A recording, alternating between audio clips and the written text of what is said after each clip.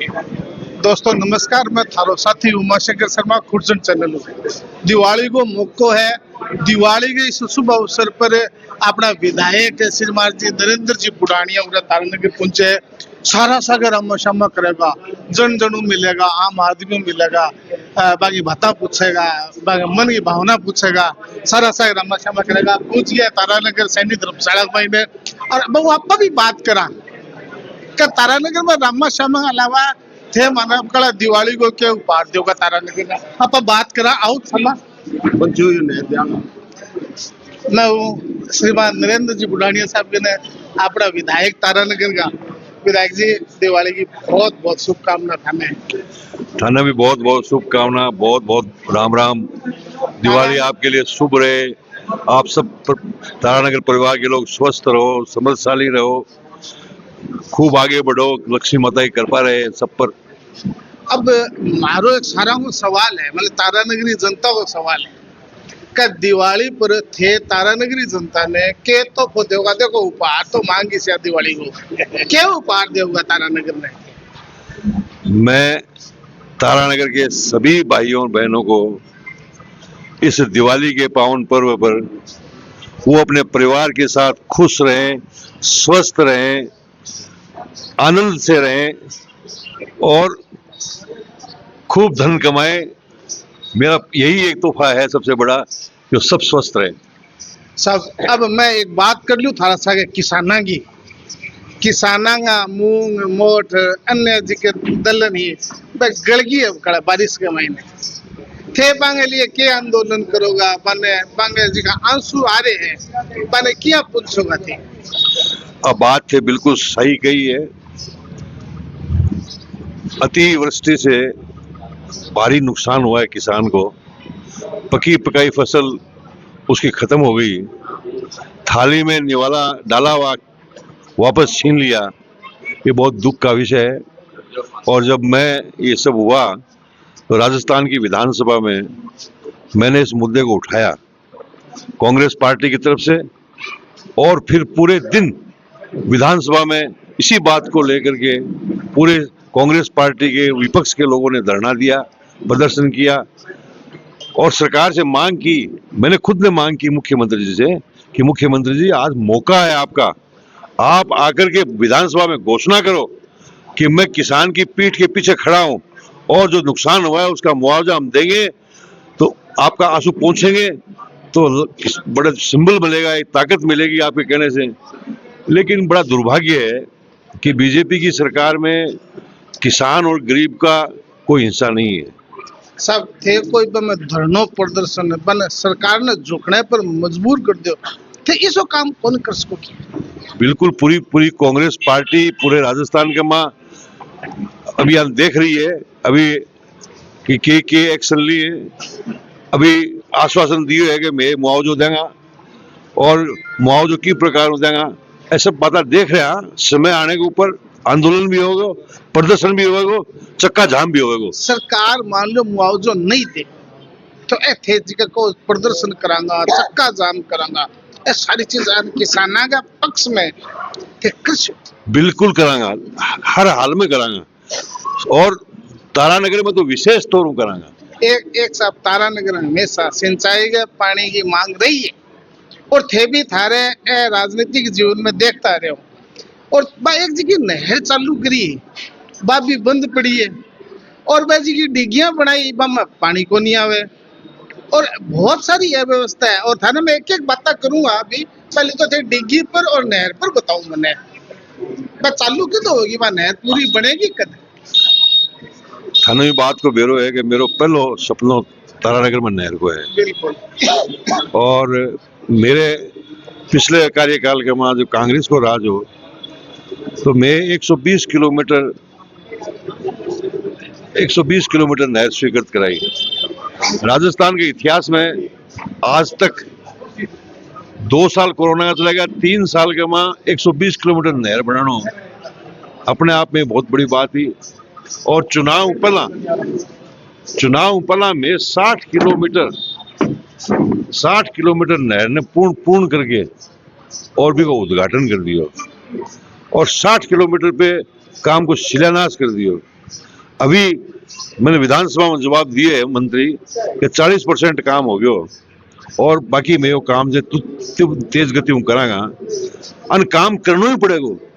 मेरी ठोक ठोक के नींव भरेड़ी है, इसी नींव भरेड़ी है कि अभी इलाक हो सके 120 किलोमीटर नहर बनानी पड़ेगी ना, हर हाल में बनानी पड़ेगी। और इनके डेवलपमेंट के लिए 100 करोड़ रुपया मैं अशोक गहलोत को पास करवाया, वह 100 करोड़ रुपया हर हाल में लगेगा बाकी डेवलपमेंट के लिए। तो कब तक आप सुनिए बात, बीजेपी कभी नहीं चाहती कि किसान के लिए सिंचित के लिए कोई नहर बने। आपको मालूम है 2005 में इन्होंने काट दिया और उसके बाद में हमने पहले बजट के अंदर ये घोषणा कराई। और मुझे इस बात का, मैं तारानगर की जनता को धन्यवाद देना चाहता हूँ दिवाली के मौके के ऊपर कि उन्होंने मुझे बड़ा आशीर्वाद दिया।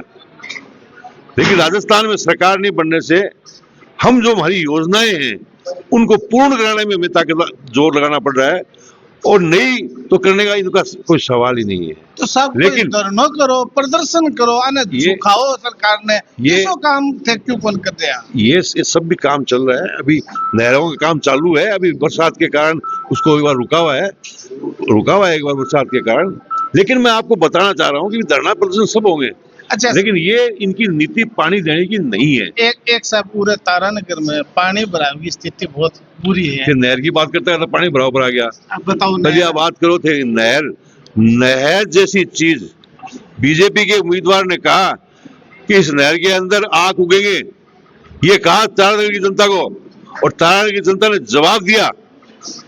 5 साल मैंने इतना पानी दिया किसानों को, 5 साल लगातार 150 क्यूसेक पानी में ज्यादा ले गया जो हमारे आवंटित था उससे। किसी किसान का साइफन नहीं कटने दिया, किसी किसान का मुकदमा नहीं होने दिया, इन सब की भरपाई पानी लेके की मैंने।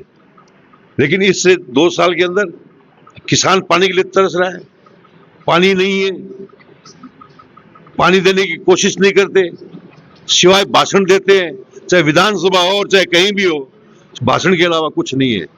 आज पानी के लिए मेहनत करनी पड़ती है, पानी लाने के लिए बहुत कोशिश करनी पड़ती है, लेकिन इनकी कोशिश इनके दिमाग में ही नहीं है।